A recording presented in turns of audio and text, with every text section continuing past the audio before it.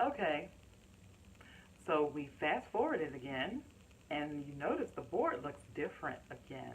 Okay, so I've written out uh, the type of slope for each of these equations here for a line.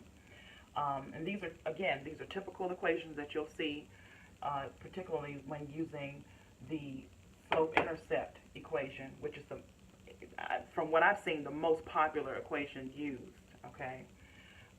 The next one after that I would think would be the point slope equation. So, but anyway, those are typically the two equations that you'll be playing around with in order to get those good grades. Okay, so here, okay, so if you have a positive or negative slope, positive or negative, that's when your equation will look like 1 or 2 here. Okay, equation 1 or equation 2. Okay, so here the slope is either going to be positive or negative. When the slope is 0, then you're going to end up having the equation reduced down to y equals some constant. Okay, and that constant, it could be 1, it could be 2, but it's the y-intercept. Okay, so earlier we had y equals b, and so where b is a constant. Okay, and finally we have equation 4. We have it where if the slope is undefined, then you end up with x equals some constant, and that constant is the x-intercept. Okay, so any constant here, because these are variables. Okay, that's the whole point of this. Okay, the equation of a line, you want to have your variables x and y, which represent any point along a line. Okay, so, and I think for now we're going to end there. Very good. I don't think I have anything else. Let me see here. Oh, wow. Well, I guess I could show you where,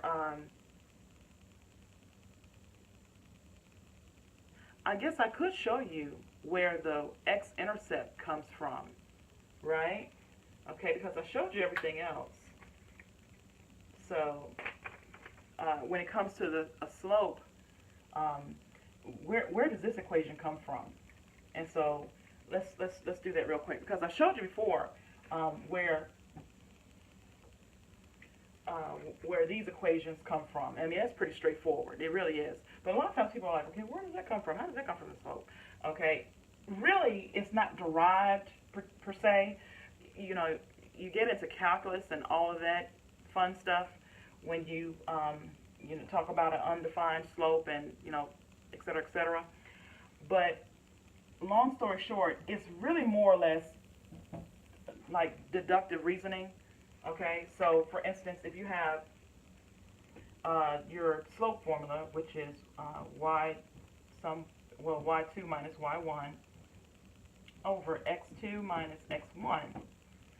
Okay, now what happens is if you have an undefined slope, what does that mean? It means that you're dividing by what?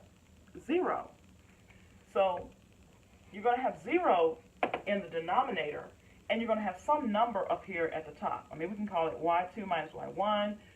Whatever that value is, it's going to be a number, okay? So we can call it n, we can call it, whatever, 2, 1, a million, doesn't matter. The point is we're dividing by 0. So basically, what we have to ask ourselves, without playing around with calculus and just using common sense, how can we get this value to equal 0? Okay, in other words, what would it take for x2 minus x1 to equal to 0? Well, the way that we would get 0 is if x1 and x2 are equal to each other. That would mean that the x-coordinate along a line would have the same value. So we could call it whatever. We could say x1 is equal to x2 is equal to x3, and so on. Every point would be the same, okay? And so in our case, we just call it a. So that's where that x equals a comes from, okay? Just a side note. Thought I'd throw that in there for you too. So anyway, all right, okay. Thanks again for watching, and don't forget to visit my website. I think I forgot to mention that before, www.declaremath.com, and go take a look at my book, because I show a lot of basics, not really just basics, but a lot of the math, okay, which would help all of this make sense. So as you're watching my lectures, be sure to see my book for free at the website, okay? All right, take care. Thanks.